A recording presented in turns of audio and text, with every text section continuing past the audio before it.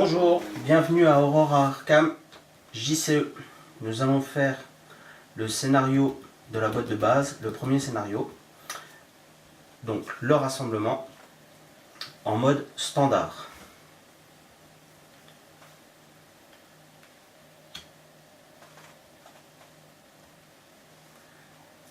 Donc j'ai déjà préparé tout le jeu. Donc l'intrigue en cours, l'acte, le deck de rencontre que je vais mélanger. Bien sûr j'ai retiré du jeu le prêtre Ghoul et Lita Chantel. J'ai préparé les jetons en mode standard que je vais mettre dans le petit sachet. Le plus 1, les 2 0, les 3 moins 1, le moins 2, les 2 moins 2, le moins 3, le moins 4, la tombe, le cultiste, les 2 têtes de mort, l'échec automatique et le signe des anciens. Voilà. Donc je fais le scénario avec Roland Banks. Voilà. De la boîte de base bien sûr. Un deck de rencontre que j'ai fait avec les cartes de la boîte de base bien sûr. J'ai pris mes 5 ressources. Je mélange. Je prends mes 5 cartes. 3 et 5. Voilà. On commence le scénario dans l'étude. Je vais lire l'intrigue. Que se passe-t-il? La nuit est tombée depuis des heures. Vous êtes enfermé dans votre étude, effectuant des recherches sur les sanglantes disparitions qui ont eu lieu dans la région. Après plusieurs heures de recherche, une étrange mélopée s'élève depuis votre salon, en bas de l'escalier. Au même moment, vous entendez un bruit de terre qu'on remue, comme si quelqu'un était en train de creuser à travers le sol. Donc en fait, il faut éviter 3 fatalités sur l'intrigue en cours. Et nous, l'acte 1, ça va être: tandis que vous vous précipitez pour découvrir de quoi il retourne, la porte de votre étude disparaît sous vos yeux, ne laissant à sa place qu'un solide mur. Vous êtes piégé dans votre étude jusqu'à ce que vous trouviez un moyen de sortir. Donc il nous faut, par investigateur, 2 indices. Étant donné que je joue tout seul, il m'en faudra 2. Donc je suis dans l'étude. Vous avez enquêté sur des étranges événements qui ont eu lieu à Arkham ces derniers jours. Votre bureau est couvert d'articles, de journaux, de rapports de police et de témoignages. Donc en fait, on retourne la carte et on trouve qu'il y a 2 de menaces et il faut 2 indices par investigateur. Étant donné que je suis tout seul, hop, voilà. Il y a 2 indices. Donc pendant le premier tour, il n'y a pas de phase de mythe. On commence tout de suite à la phase des investigateurs. Donc la phase des investigateurs, on a 3 actions. On peut soit piocher une carte, prendre une ressource, jouer les cartes événements, qui se trouvent en haut là, ou soutien, pareil, faire une action là, comme ça, enquêter. Donc enquêter, on va piocher un jeton en fonction de notre intelligence. Roland Banks a 3 d'intelligence, donc on peut combattre, tenter de s'échapper, et donc on sait que les actions avec la vague là ou la flèche en rond, et ben en fait ça ne coûte pas d'action ça. Voilà. Donc, ma première action, je vais payer le coût du couteau, qui coûte 1, et je vais placer le couteau.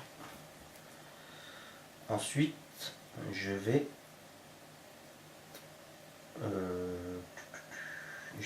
prendre 3 ressources. J'ai défaussé la planche pour récupérer 3 ressources. C'est ma deuxième action. Troisième action, je vais aller chercher un indice. Donc j'ai 3, il y a 2 contre 2. Il faut que je fasse plus 1, 0 ou moins 1. Moins 4, ça commence bien. C'est raté. J'ai fait mes trois actions. Donc à la phase des ennemis, il n'y a pas d'ennemis en jeu. Phase d'entretien. La phase d'entretien, on remet droit les cartes si on en a qui sont pivotées. On pioche une carte et on prend une ressource. Voilà. Phase d'entretien finie. Maintenant, on commence un deuxième round. Le deuxième round commence par la phase de mythe. La phase de mythe, on prend un jeton fatalité qu'on place sur l'intrigue en cours et on chope une rencontre. Traîtrise, antique fléau, révélation. Placer une fatalité sur l'intrigue en cours. Cet effet peut faire avancer l'intrigue en cours. Donc, on prend un jeton et on met dessus. Voilà. Donc, pas d'ennemis. On continue. Donc, phase de mythe finie. Phase des investigateurs. Je vais piocher. Je vais essayer de piocher un indice. Je vais choper un indice. Ou alors, je vais payer 4. Ouais, je vais faire ça. Paye 4 pour mettre en jeu le docteur Milan Christopher. Je gagne plus 1 en intelligence. Après que vous ayez enquêté avec succès, gagnez une ressource. Donc ça c'est pas mal. J'ai mon allié en jeu. Donc ce qui me confère un pouvoir d'intelligence de 4 contre 2.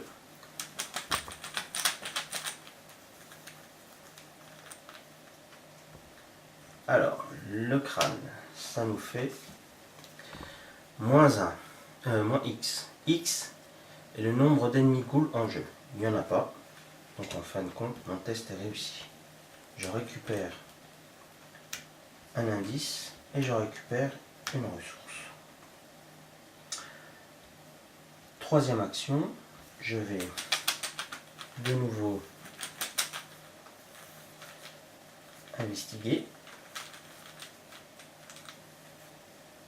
Moins 1, c'est réussi. J'ai 4. Il y a 2. Hop, voilà. J'ai mes 2 indices. Je prends mes 2 indices. Ça ne coûte pas d'action pour faire ça. Donc je paye le coût de l'acte 1 et je vais lire ce qu'il y a derrière. Vous remarquez que les bords de votre nouveau tapis sont déchirés et couverts de boue. Trouvant cela étrange, vous déplacez les meubles et retournez le tapis. À votre grande surprise, vous découvrez la porte de votre étude.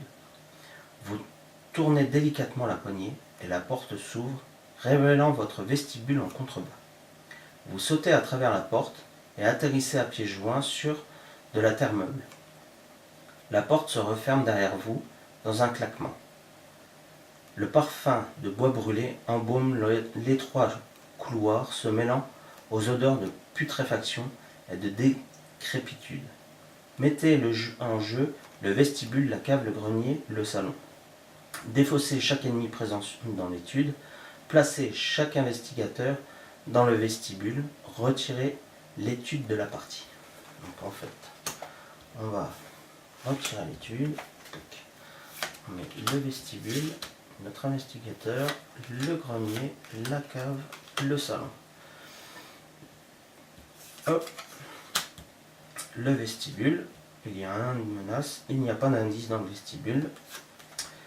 Les murs de votre maison sont couverts de boue et votre parquet a disparu, remplacé par de la terre retournée. Voilà. Donc là, la barrière.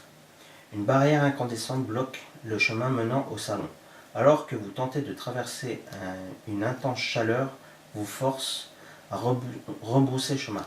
Vous ramassez une poignée de terre et la jetez contre la barrière. Vous observez avec effroi la terre prendre feu. Peut-être y a-t-il quelque chose dans la cave ou dans le grenier susceptible de vous aider. Objectif.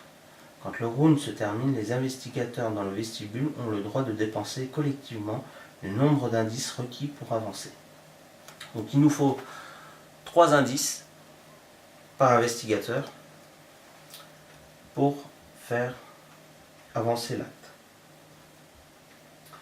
Donc j'avais fini mes 3 actions, c'était la phase de restauration, la phase des ennemis, il n'y a pas d'ennemis en jeu. Phase de restauration, je pioche une carte, je prends une ressource, je récupère la loupe, c'est très bien. Ensuite, phase de mythe, on met une fatalité sur l'intrigue en cours, ce qui fait avancer l'intrigue. Votre maison continue de se modifier sous vos yeux. Les murs se décrépitent et le sol de plusieurs pièces se couvre de poussière. C'est presque comme si vous aviez été transporté dans un endroit totalement différent, bien que vous reconnaissiez de temps à autre des éléments de votre ancienne maison. L'investigateur principal doit décider, choisir une option. Soit chaque investigateur défausse une carte prise au hasard de sa main, soit l'investigateur principal subit 2 horreurs. Donc alors là, c'est à moi de choisir qu'est-ce que je veux faire. Si je perds une carte... Ouais. Prendre 2 horreurs, c'est un peu cher. Mais je vais prendre 2 horreurs. On verra bien ce que ça donne par la suite. Je peux encore me soigner. Pour ça. Voilà. Ensuite, donc on a fait avancer l'intrigue. L'émergence des ghouls. Le sol se dérobe sous vos pieds et vous apercevez un vaste réseau de tunnels qui serpentent dans les ténèbres en contrebas. Les silhouettes d'étranges créatures se déplacent prestement dans les galeries tentant de se frayer un chemin vers la surface.